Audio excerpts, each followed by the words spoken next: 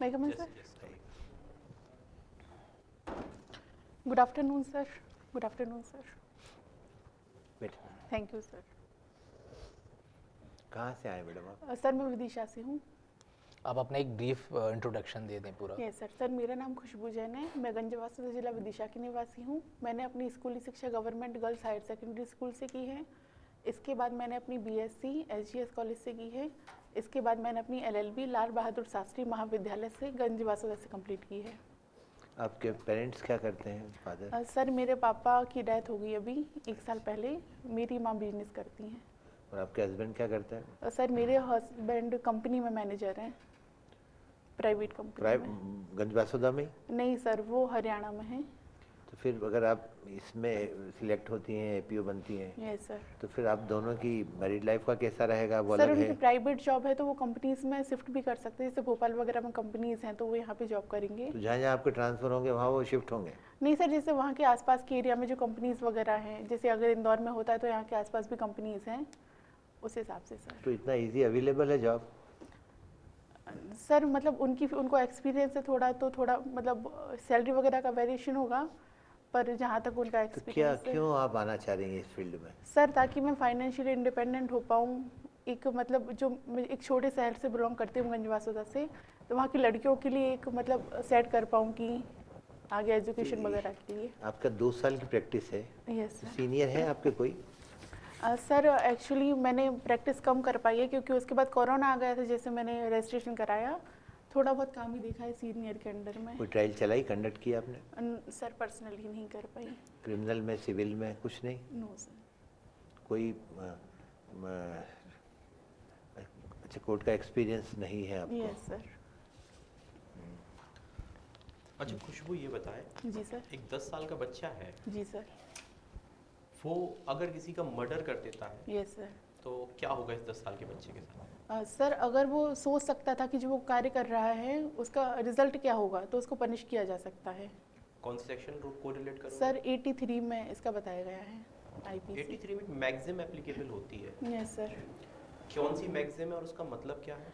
Sir इसमें Dolly capex maxim है. इसका मतलब ये है कि अगर कोई बच्चा है जो समझ सकता है अपने कार्य को तो उसको पनिशेबल माना गया है. और ये फिर मैलाइशियस सप्लेट वाली फिर कहाँ पे एप्लीकेबल होती है? सर इस पर मैलाइशियस वाली एप्लीकेबल नहीं होगी अगर वो कार्य की प्रकृति को समझने में असमर्थ है तो. ठीक है. जेजे एक्ट आपने देखा होगा. Yes sir. जेजे एक्ट में प्रिलिमिनरी असेसमेंट होता है. Yes sir. किसका होता है और कौन सी सर्कमस्टेंसेस में होता है? सर जहाँ तक मैं याद कर पा रही हूँ उसकी आयु का किया जाता है. ठीक है, कंटिन्यू करिए. सॉरी सर इस बारे में ज़्यादा. अच्छा ये बताइए, देखिए एक बच्चे ने एक अपराध किया है. Yes sir. उस बच्चे की फैमिली कह रही है कि बच्चे की उम्र 15 साल है. Yes sir. प्रोसिक्यूशन कह रहा है यस. कि उस बच्चे की उम्र 19 साल है. Yes sir. डॉक्यूमेंट में उस बच्चे की उम्र 17 साल है. Yes sir. क्या करेगा जज? सर डॉक्यूमेंट्स को देखेगा, जैसे 10th की मार्कशीट वगैरह में देखा जाता है, जन्म के प्रमाण पत्र में देखा जाता है उसकी आयु. उसके बाद सर एक अस्थि का जांच होती है, उससे आयु का निर्धारण किया जाता है. कौन सी सेक्शन है? सॉरी सर सेक्शन याद नहीं कर पा रही. बोनी एज क्या होती है? Bony age. आपने बोला ना अभी अस्थि की जांच होती है. Yes sir. सर 18 साल से कम जहाँ तक मैं याद कर पा रही हूँ. उसमें कोई मार्जिन होता है? सॉरी सर इस बारे में पढ़ा नहीं है. बेलेबल और नॉन बेलेबल ऑफेंस का क्या डिफरेंस है? Yes sir. सर जो सीआरपीसी की प्रथम अनुसूची में जमानती के रूप में बताए गए हैं उन्हें बेलेबल ऑफेंस कहते हैं, और जो अजमानती के रूप में बताए गए हैं उन्हें नॉन बेलेबल ऑफेंस कहते हैं. प्रथम अनुसूची में ही बताया गया है. कंपाउंडेबल सेक्शंस के का प्रोविजन कहाँ है? सर सीआरपीसी की 320 में जो ऑफेंस बताए गए हैं उनको कंपाउंडेबल कहा गया है. उसमें 2 सूचियाँ हैं सर, एक without the permission of court और सेकंड वाली में सर कोर्ट की परमिशन से कंपाउंड होता है.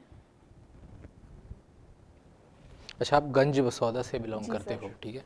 तो किस चीज़ के लिए फेमस है गंज बसौदा? सर यहाँ वैसे? का पत्थर विदेशों में भी निर्यात किया जाता है, बालू पत्थर. यहाँ है. पे सर उदयगिरी का मंदिर फेमस है गंजबासुदा से 20 ओके. किलोमीटर की दूरी पर.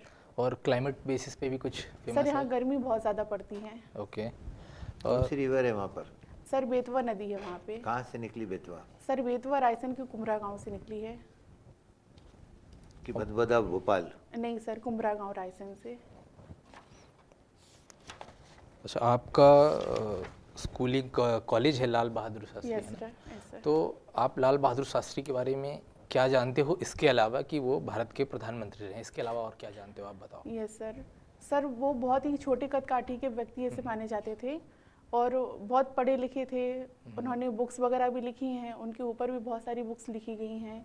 अच्छा। और उनका एक बार का अगर मैं मतलब एक स्टोरी याद कर पा रही हूँ तो उनको 50 रुपये सैलरी मिलती थी। उनकी वाइफ ने उनको एक बार बताया कि घर का खर्च 40 रुपये में चल जाता है, तो उन्होंने कहा था कि नहीं, मैं 50 रुपये नहीं लूँगा, मैं 40 रुपये ही सैलरी लूँगा, बाकी 10 रुपये आप किसी और को दे दीजिए ज़रूरत हो। सही है।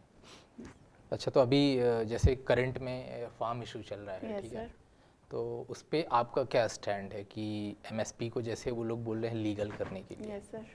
तो क्या लीगल स्टेटस देना चाहिए एमएसपी को? आपको क्या लगता है, सही डिसीजन है? सर क्या जैसे है? कुछ क्रॉप्स है उसको उनको सेंट्रल गवर्नमेंट ने पहले ही एमएसपी दे रहे हैं वो पहले से ही, पर सर एमएसपी तो दे दें पर उस बारे में लॉ बनाना सही नहीं है, क्योंकि इतना सारा रेवेन्यू भी नहीं है हमारी सेंटर के पास कि वो दें उनको। तो सर मतलब एनएसपी जहाँ तक एमएसपी जहाँ तक वो दे सके वहाँ तक ठीक है, पर लॉ बनाना इसके लिए आवश्यक नहीं लगता मुझे। ठीक है। अच्छा, आजकल एक एजेंसी काफ़ी न्यूज़ में है, सीबीआई, यस सर। और न्यूज़ में रहती है, Yes, तो sir. ये कैसी बॉडी है? स्टैट्यूटरी है, कॉन्स्टिट्यूशनल है, क्या स्टेटस है इसका?